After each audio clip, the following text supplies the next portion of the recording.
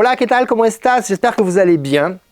Je me suis posé une question et je me suis dit, tiens, mais si je démarrais mon entreprise aujourd'hui, là, en 2022, comment je ferais? Après tout, j'ai démarré il n'y a pas si longtemps que ça, c'était en 2011. Donc, c'est encore frais. Donc, je vais vous donner dans cette vidéo la manière dont j'ai démarré en 2011, mais je vais vous expliquer aussi comment je démarrais aujourd'hui en 2022 si je devais lancer mon business. Premièrement, on va imaginer que je suis salarié, hein, et ben en fait, je pense que si je devais lancer mon business, je ferais, d'ailleurs c'est ce que font des gars qui partent de chez moi, et ben je dealerais mon départ avec mon patron pour que il me donne du boulot. Je m'explique. Moi là, j'ai un bon exemple, hein. J'ai un de mes gars qui vient de partir, j'en ai plusieurs d'ailleurs qui ont fait ça, il a décidé de partir et de monter sa boîte. Alors moi, ça doit être un de mes salariés, mais quand quelqu'un veut créer son entreprise, je suis trop content pour lui, forcément. Donc je dis, voilà, cool, super. Donc même si ça va devenir potentiellement un concurrent, je suis quand même content. Voilà, je suis content.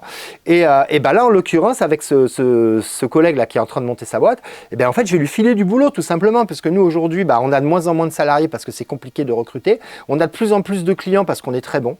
Oui. Je suis désolé, c'est comme ça, on est très bon. Donc on a de plus en plus de demandes et de plus en plus de clients. Donc en fait, qu'est-ce qui se passe? Les gars qui partent, je leur donne tout simplement du boulot en sous-traitance, pour ceux qui le veulent. Donc en fait, on deal ça. Pour eux, c'est super intéressant, ça permet de leur garder un volume de chiffres lorsqu'ils se lancent. Et puis pour moi, c'est aussi intéressant parce que je sais que c'est des gars qui bossaient pour moi, qui ont mes valeurs et tout ça. Donc très sincèrement, si aujourd'hui vous voulez quitter votre boulot, je pense que votre patron, ça peut être votre allié et qui peut vous aider à vous lancer. Ça, c'est le premier truc que je ferais. Ensuite, honnêtement, je ferai du Facebook. J'ai un copain qui fait ça. Il s'appelle Sébastien, je sais qu'il regarde mes vidéos et franchement, ce qu'il a fait, c'est incroyable avec Facebook. Il a vraiment développé son business en postant très très régulièrement des vidéos. Il s'est fait aussi accompagner pour développer son Facebook et je pense que c'est vraiment la bonne solution. D'ailleurs, Sébastien, en regardant cette vidéo, mets-nous un commentaire.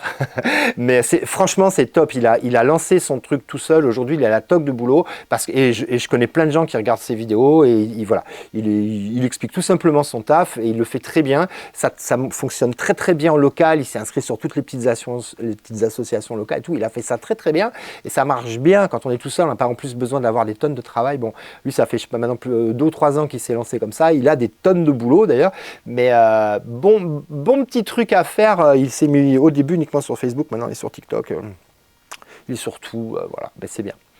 Donc je ferai ça. Troisième chose, j'appellerai en fait tout simplement des copains artisans.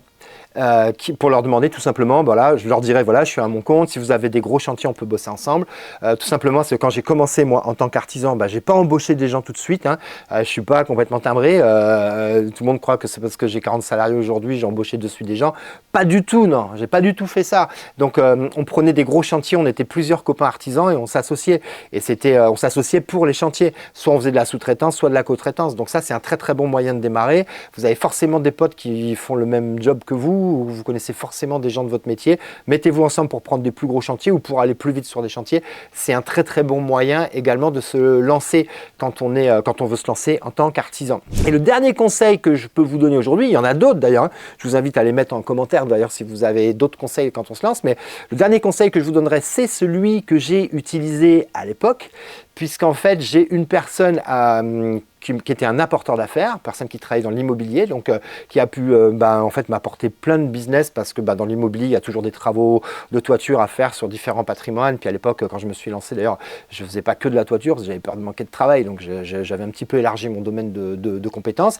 Et du coup, cette personne-là a été un apporteur d'affaires et m'a donné énormément de travail. D'ailleurs, je l'en remercie. Il se reconnaîtra, j'ai même pas besoin de le citer, voilà. Donc voilà, en tout cas, merci à lui, parce que sans lui, je n'aurais pas démarré. Il ne faut pas se leurrer, on ne réussit rien tout seul. D'ailleurs, c'est le slogan de la chaîne, nous les artisans, c'est parce qu'on ne construit rien tout seul. Mais la vérité, elle est là, c'est qu'il ne faut pas croire que voilà, parce qu'on se lance, les gens ils vont frapper à notre porte. Donc, on a besoin des copains, on a besoin de relationnels, on a besoin de gens qui nous font confiance, on a besoin de gens qui nous tendent la main. Et c'est ce qui s'est passé pour moi. J'ai des gens qui m'ont tendu la main, certains qui m'ont poussé dans le dos et qui m'ont aidé. Donc, apporteur d'affaires, c'est vraiment également une bonne chose. Voilà, il y a certainement plein d'autres choses. Comme je l'ai dit, n'hésitez pas à le mettre en commentaire. Si vous avez des copains artisans, n'hésitez pas à partager cette vidéo parce qu'on arrive déjà à la fin. Vous savez que maintenant, vous pouvez la retrouver également en podcast sur Spotify. C'est pas incroyable ça? On a même un podcast, super. Et puis, qu'est-ce qu'on fait? Maintenant, on se dit rendez-vous la semaine prochaine pour des nouveaux conseils. Bye bye!